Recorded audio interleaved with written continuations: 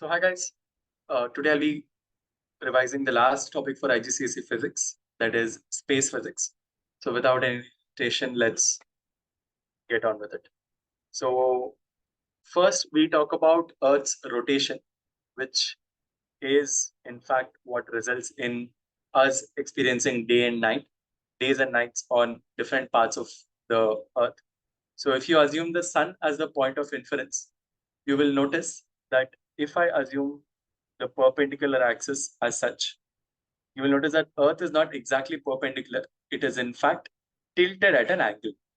The Earth's axis is tilted at an angle of approximately 24 degrees. And there are some interesting behavioral patterns that we see, especially when it comes to seasons, as a consequence of this Earth's axis tilted at an angle. Remember, Earth's rotation about its own axis is what helps us understand or experience day and night. Let's move on. Next. So you'll notice that in the northern hemisphere, which is basically the upper part of the Earth, the southern hemisphere being the lower part, in summer, the sun rises a little bit north of east and sets a little bit north of west. And in winter, it rises a little bit south of east and a little bit south of west.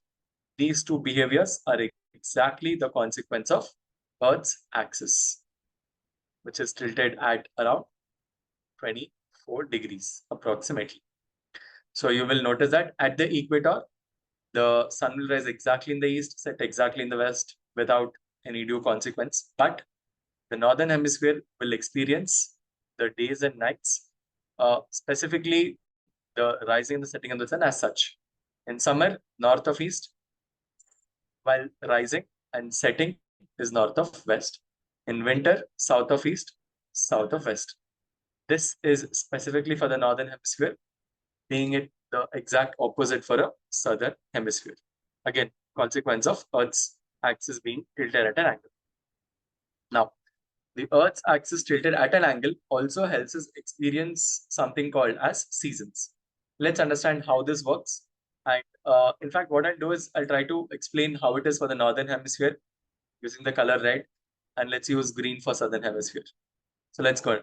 So here, because the Earth is tilted an axis, let's start with any of the positions. Let me start at position A. Okay. So here at position A, you'll notice that the Earth being tilted at an axis like this sort of has no consequence to the northern and southern hemisphere experiencing different durations of days and nights. But look at position C specifically.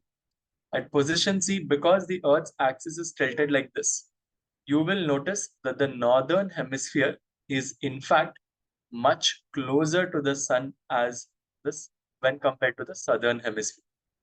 This is the northern hemisphere is closer while the southern hemisphere is farther. Because of this, the day June 21st, which is also known as the summer solstice,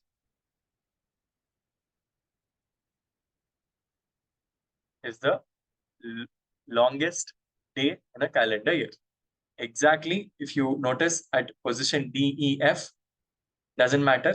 Northern and southern hemisphere both experience equal durations of day and nights. But again here, at position D, notice one other important thing. Now, the southern hemisphere is much closer, whereas the northern hemisphere is much farther. Thus, rightly, the day 21st December is called the winter solstice, which is basically the shortest day in a calendar year. Now, because the northern hemisphere is closer during this half, that is A, B, H to C and C to D, E, F, you'll notice that the northern hemisphere experiences spring and summer because it is much closer to the sun, while the southern hemisphere, which is much farther away, will experience exactly the opposite seasons. While the northern hemisphere experiences spring, southern will experience autumn. And when the northern hemisphere experiences summer, the southern hemisphere will experience winter. Now again, continuing.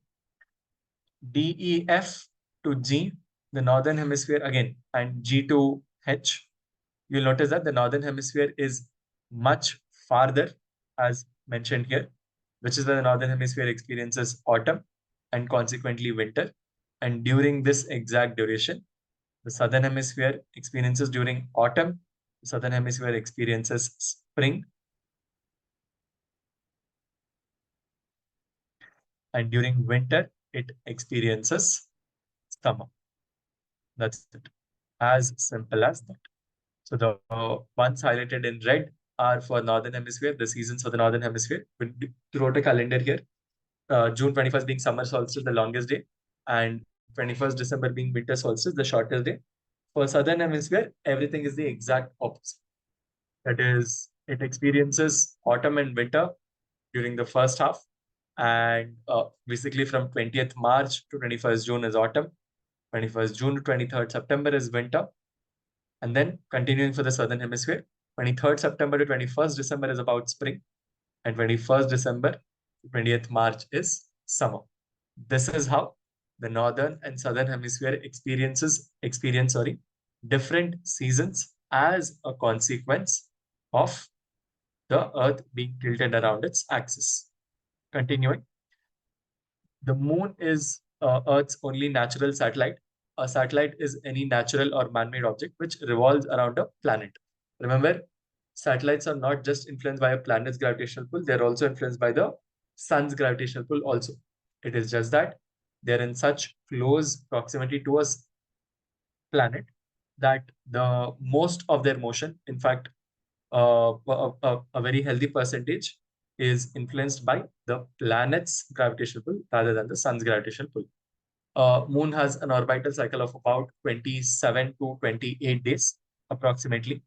So every 28 days, the moon completely changes from new moon to first quarter to full moon to last quarter back to new moon. In other words, new moon to full moon takes about 14 days. Full moon back to new moon takes about another 14 days. Moon, just like any other satellite, is not an object which produces its own light. It reflects the light that is incident on it from the sun. Please remember that. So here, moon, for example, during new moon, moon is exactly between Earth and sun, which means it is not able to reflect any light from the sun to Earth. But during full moon, it is exactly on the other side, where it is completely able to reflect the light that is incident on it from the sun to the earth, which is why you can see the complete half of the moon here.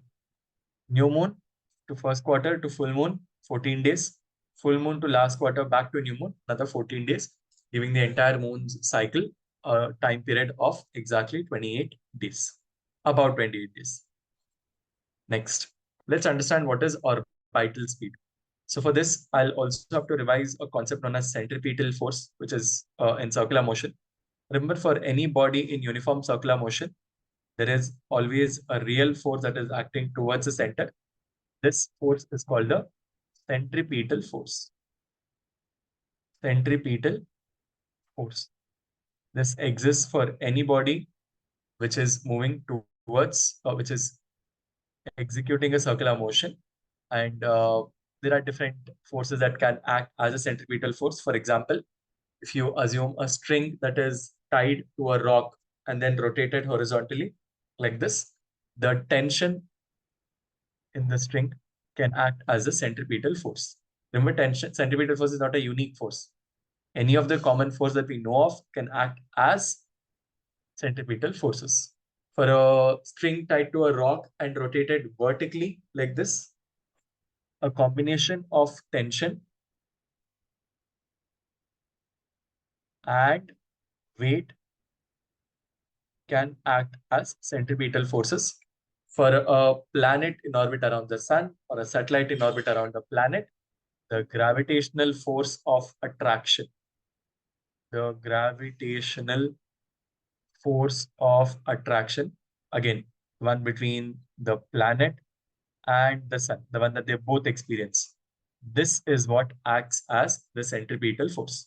So specifically coming to space physics, the gravitational force of attraction between a planet and the sun, or the planet and its satellite, let's say, acts as centripetal force, keeping the planet in circular motion.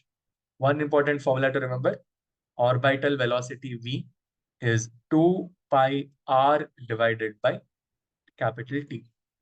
Here, r represents the total distance from the center of the planet to the sun.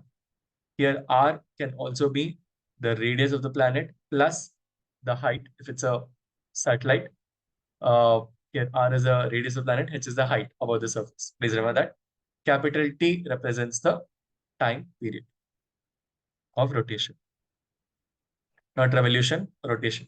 Because Earth's rotation around the sun is what leads to orbital velocity here. Moving on. Next, here we have the solar system. The solar system consists of all these objects. It consists of the sun, which is what is responsible for the motion of 99% of the objects. Let's say in the solar system, there are 8 planets. The 8 planets are Mercury, Venus, Earth, Mars, Jupiter. Most very elderly men just sleep. Saturn, Uranus, Neptune, and there is another dwarf planet, Pluto, although we do not consider it as a planet.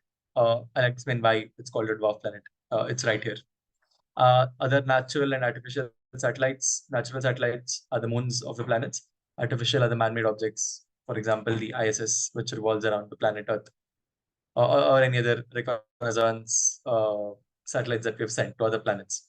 Asteroids, the asteroid belt, remember, is between Mars and Jupiter. Again, why is it closer to Jupiter? Because Jupiter, apart from the sun, is one of the is the biggest planet. You can notice here. So the asteroid belt is much closer to the Jupiter because, yes, it is influenced by Jupiter's gravitational pull. Comets are basically giant balls made up of dust and ice. They have irregular orbits around the sun, but still have sun as one of the foci in their elliptical orbits. And comets are very unique because when they come closer to the sun, they form this trail of gas because they start burning up the gas and the ice. And as a consequence, they have a much higher velocity. And as they go farther away, and they get slingshotted when they come close to sun. And as they go farther away, the speed will reduce because the potential energy will increase. The gravitational potential energy will increase. Now, again, so there are 8 planets or 8 objects we consider as planets: Mercury, Venus, Earth, Mars, Jupiter, Saturn, Uranus, Neptune. Pluto is not considered a planet because its gravitational pull is not strong enough to have pulled in any nearby objects, specifically natural satellites. That is why we consider Pluto as a dwarf planet and not a regular size planet. Now, one of the important questions that are always asked is the accretion model, the accretion disk. The accretion model or the accretion disk. So the accretion model or the accretion disk is very simple. It basically explains the formation of the solar system. It also does explain why the first 4 planets, that is Mercury, Venus, Earth, and Mars, are very rocky, whereas the next 4 planets, that is Jupiter, that is Saturn, Uranus, and Neptune, are more gaseous in nature, gaseous giants to be specific. So let's start by explaining the formation of the solar system. So about 4.5 billion years ago is the exact time period when the sun started to form. The sun was initially in its nebula stage, where it was gathering more and more mass towards its center, which would eventually become its core, which would also act as a reactor, a nuclear reactor, which would in turn, or which would eventually start forming and sustaining nuclear chain fusion reactions, which will act as the fuel for the energy of the sun. Now, about billions of years ago, that is exactly 4.5 billion years ago, the sun was in its nebula stage. Again, please remember, we'll come to stages of a star such as the sun in a short while. And then again, as it was forming, as the core of the sun was forming, you'll notice that the regions closer to the sun were hotter regions, obviously because there is a lot of mass being pulled. And because of mass being pulled and interacting with each other, this caused a tremendous amount of energy to be released. So the regions closer to the sun were much hotter. The regions much farther away from the sun were much cooler. Now, over millions of years, as the sun started to form, or as the sun started to start its nuclear chain fusion reactions to help sustain its energy, the hotter regions around the sun started forming the rocky planets. You can notice here. So when the inner planets were being formed, the temperature was so high that there was no space for molecules such as hydrogen, helium, water, and methane. These are again the lighter elements to be present in their solid state. And because of this, the inner planets were made up of heavier metals or materials such as oxygen, iron, fluorine, neon, sodium, magnesium, all of these in different quantities because they have a higher melting point. That is why the hotter regions which condensed into the into the inner planets are much rocky in nature. You'll notice that only 1% of the original nebula consists of heavy elements, and all of them got deposited in the rocky planets, which are again, if you notice, peculiarly smaller in size, solid, and rocky. The cooler regions, which again cooled down into icy bodies, eventually became gas giants. You'll notice that they have a peculiar uh, characteristic. That is, they have a large size, they have lighter elements, including hydrogen, and they are gaseous and they are cold. So this is how the accretion model helps understand the formation of the solar system, and the accretion disk helps understand the significance of why the four inner planets, such as the Mercury, Venus, Earth, Mars, are solid or rocky planets, whereas the outer four planets are gaseous giants. Please remember this. This Kelvin can be and will be asked. Next, here's a look at the data of the planets in our solar system. You'll notice some unique patterns. Let me explain. So you'll notice that typically the farther the planet is, the larger the orbital duration. So in other words, the farther the planet, the greater the time period of rotation. Again, you will notice that the gravitational field strength is again typically larger for larger planets, but it does not depend only on the mass. The gravitational field strength, yes, depends on the mass of the planet, but it also seems to depend on the radius of orbit. The radius of orbit. In fact, it seems to be directly proportional to the mass and inversely proportional to the radius of orbit. But yes, it has a complex relationship which involves both mass of the planet and the radius taken into consideration. Another important pattern that you notice is farther the planet is from the sun, lower the temperature on this particular planet. Again, density has a direct consequence to mass of the planet, obviously, right? Density is mass per unit volume. So the size and the mass of the planet play a role in its density. These are common patterns that you observe. Next, again, here, notice the sun, obviously has the highest gravitational field strength. Typically, not in necessary order of radius or mass, Jupiter has the highest gravitational field strength, followed by Saturn, Uranus, Earth, Mars, and the Moon. You'll notice that gravitational field strength is dependent not only on the mass, but also the radius. So it's a complex relationship. Next, this is what I was talking about in a comet. Comet is basically a giant ball made up of dust and ice. You'll notice that as the comet gets closer, gets faster, or it has a higher kinetic energy, which means it has a lower potential energy or gravitational potential energy. As it goes farther, it has, again, it loses mass here, it gains mass here. So it has a lower kinetic energy, which means it has a higher lower kinetic energy, which means it has a higher potential energy. The total energy is constant because gravitational force is a conservative force. Conservative just means it doesn't disturb the law of conservation of energy. Next, coming to a star, you'll notice that the color of a star helps us understand its surface temperature. The surface temperature of the color blue has the highest surface temperature, and in that order, the color red has the lowest temperature. I would say the sun is somewhat of an yellow color, which tells us or which gives us a brief approximation of its surface temperature to be somewhere close to 6,000 Kelvin here and there. Now remember, the sun is a star system, which makes the solar system.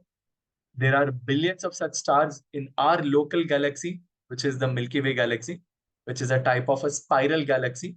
And we understand, or at least we interpret, that there are billions of such galaxies. In fact, there are more than 100 billion such galaxies at the center of our local universe.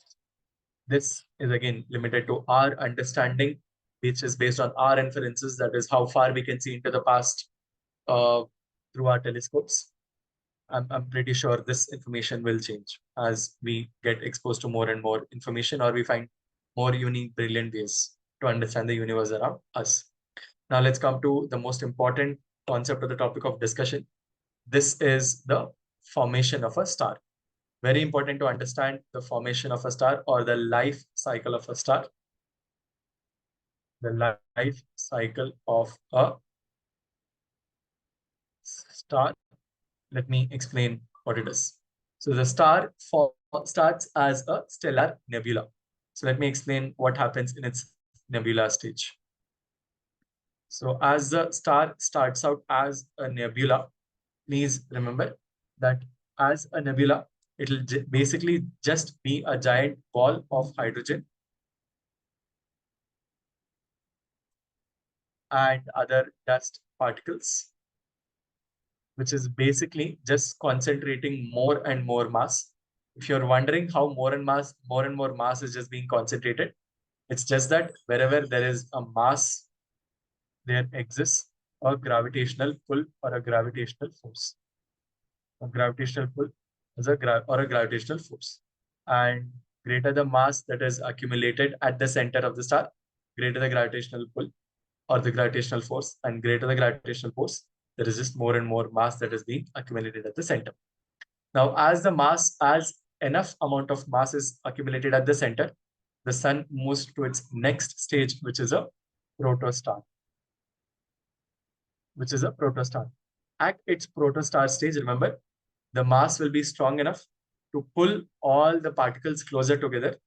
And as it pulls, it will have a very high density because a high amount of mass is being concentrated or is being stuffed into a very small volume.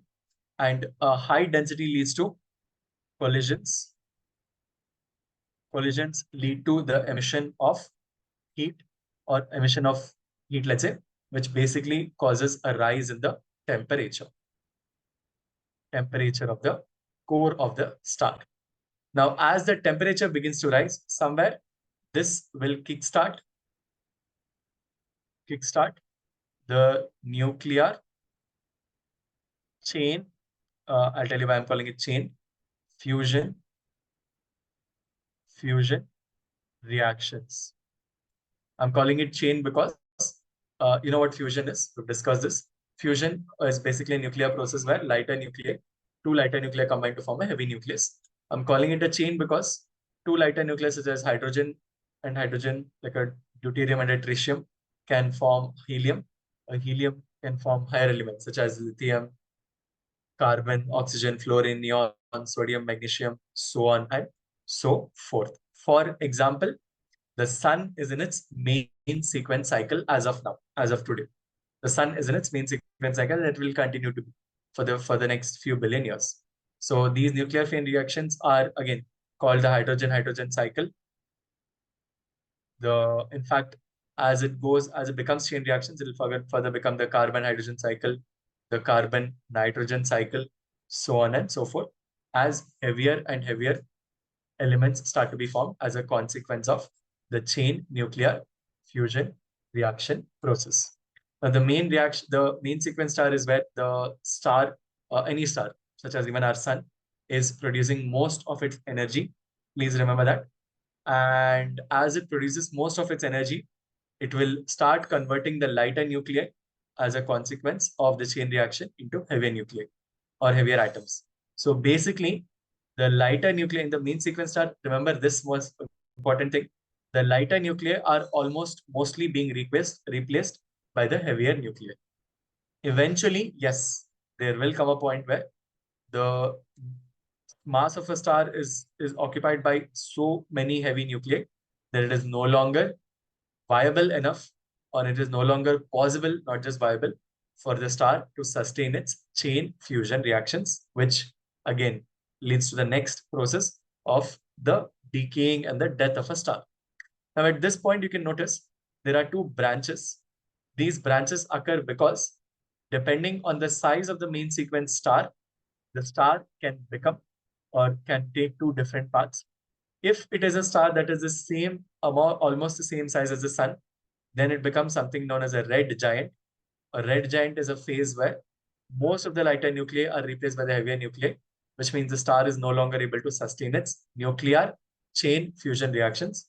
Stars which are much bigger than the sun blow up in size because, again, more mass, and they become a red supergiant, which is again very similar to a red giant, except they will be much bigger in size.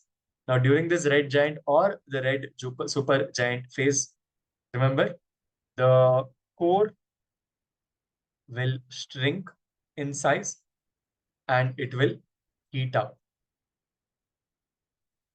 The core will shrink in size and it will heat up.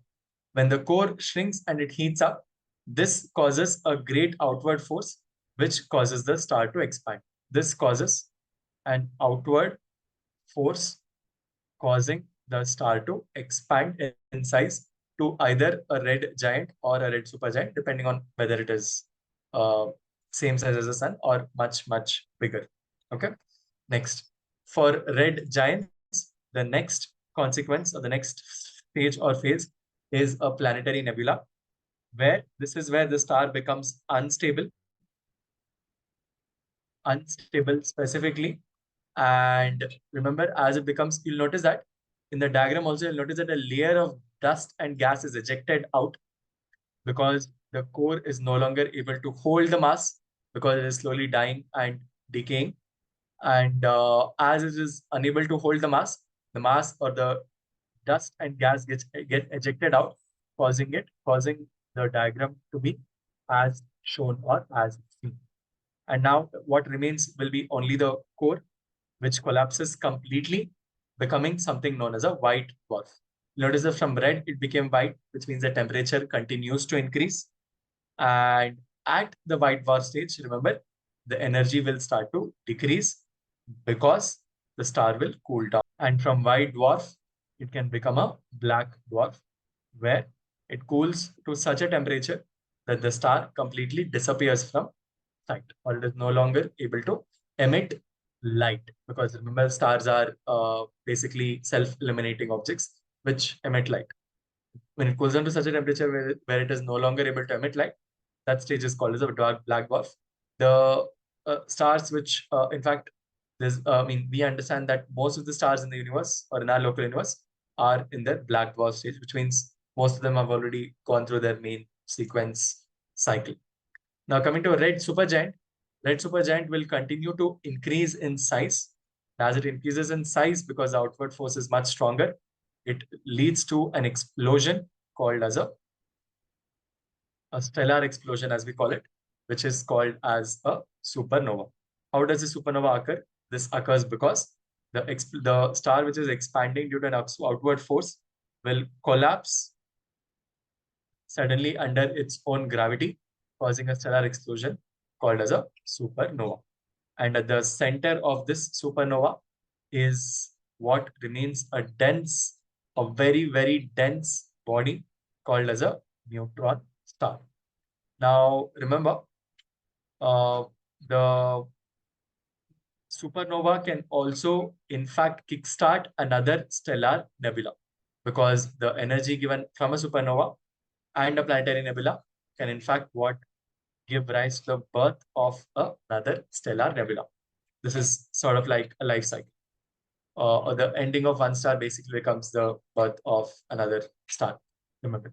So when it becomes a neutron star is basically a star which is continuing to collapse under its own gravity, and until it can collapse until to such a stage where it becomes denser and denser and denser, leading to an eventual object called as a black hole.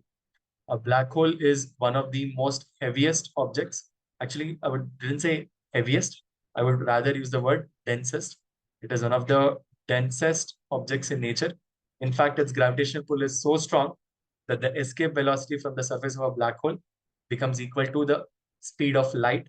In other words, even light cannot escape the gravitational pull of a black hole.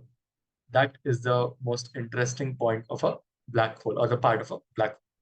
So this eventually is, again, a black hole is an object of immense gravitational pull. There are galaxies. In fact, at the center of our very own galaxy is a very, very, very big black hole.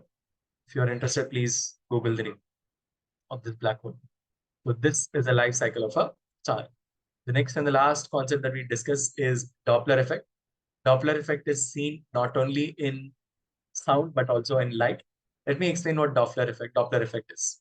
If you want me to break it down and explain it in a very simple way, Doppler effect is simply Doppler effect is simply the apparent shift in wavelength and frequency of a wave due to the relative motion between a source of the wave and the observer observing the wave. Simple. As simple as that. General rule of thumb, I usually ask students to understand Doppler effect like this. If a source is moving towards an observer, or an observer is moving towards a source, doesn't matter, both mean the same in terms of relative motion. A source moving towards an observer or an observer moving towards a source will cause the waves, you can notice here, will cause the waves to basically band together as the source produces these waves and as it continues to move. Remember, it produces a wave here, produces another wave here, produces another wave here, produces another wave here. So at different points, it is producing different waves. And as the source continues to move towards an observer or observer towards source, the waves appear to be like clustered, which is what leads to an increasing frequency or an increase in frequency observed and a decrease in wavelength observed. And if the source is moving away from an observer or an observer is moving away from a source, this leads to consequently a decrease in frequency because the waves appear to be stretched or elongated, or an increase in wavelength. Again, decrease in frequency will be increase in wavelength because frequency is inversely proportional to wavelength, assuming speed is a constant, which it is, of the source. Okay. So now this is Doppler effect. Doppler effect can be seen in sound waves. You guys you guys must remember this. If you've ever been on a station, on a road, or just walking past a car that is moving at a very high speed, specifically an ambulance or a police car, you'll notice how the sound produced by the ambulance or the police vehicle will appear to you to be of varying intensities and frequencies because the source is moving. As it moves towards, the intensity gets stronger. As it moves away, intensity gets weaker. This is basically Doppler effect of sound. Doppler effect is not only seen in sound, but also light, specifically the light we receive from distant objects such as galaxies and stars. You'll notice that if a galaxy is moving away from us, this causes an increase in wavelength, which we call as a red shift. If a galaxy is moving towards us, this causes a decrease in wavelength and an increase in frequency called as a blue shift. Blue shift, galaxy or the star is moving towards you. Red shift, galaxy or the star is moving away from you. In fact, the red shift of galaxies and the cosmic microwave background radiation are what help us help understand uh, uh, uh, the the proof or act as proof, I'm sorry, of the effect, causal effect, that is the Big Bang. So let's discuss what the Big Bang is. So what Big Bang really is basically we understand Big Bang as the starting effect or the starting point of the existence of our universe. Let me explain what the Big Bang is. The Big Bang is, as we understand it, the starting point of our universe. The Big Bang occurred approximately 14 billion years ago. I'll even come to how we calculate this value. The 14 billion years ago. And we assume that 14 billion years ago, there was a giant explosion, which is called as the Big Bang as we know it. And every single expansion that we experience and observe, and we continue to prove uh, uh, in the present in the present time is a consequence of the Big Bang. In other words, every point in space is moving farther away from each other, which is basically a causal experience or an effect of the Big Bang. One of the important proofs of the Big Bang is the red shifting of the galaxies, which I just explained. Another important proof of the Big Bang is the CMBR, which is the cosmic microwave background radiation. It's called microwave because it's of wavelength. It's the wavelength of this radiation is about 1 millimeter, which is basically the same as that of a microwave. Now, when we notice this CMBR, which is basically light released during the Big Bang event, light released billions of years ago, including dating back to the Big Bang, we notice that all this light is redshifted, which means the objects which are producing this light continue to move away from us, which is again further proof of the Big Bang. We also call this the galactic red shift. Now, remember the uh, dense environment that uh,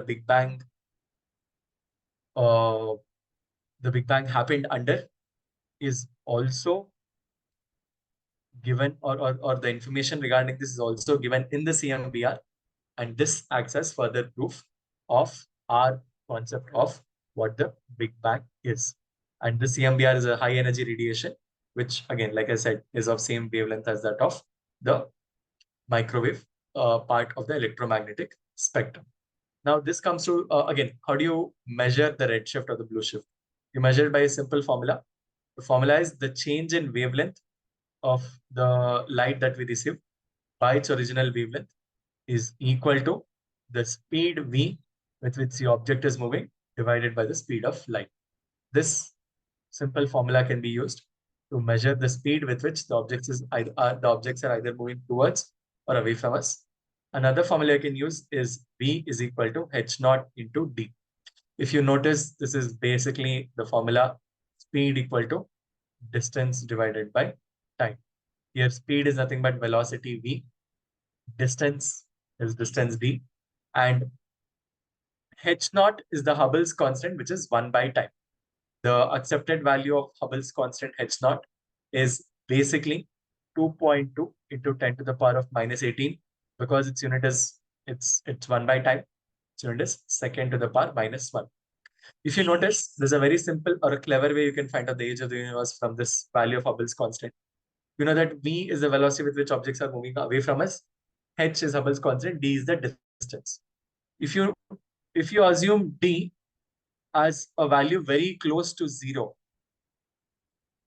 if you assume d as a value very close to 0, that is, if you want to go back to the Big Bang, if you assume two objects to be very close to each other, which is the initial or the starting stage of the Big Bang, you will understand that 1 by h naught will basically give us the age of the universe. Age of the universe. So you can basically do 1 by 2.2 into 10 power minus 8.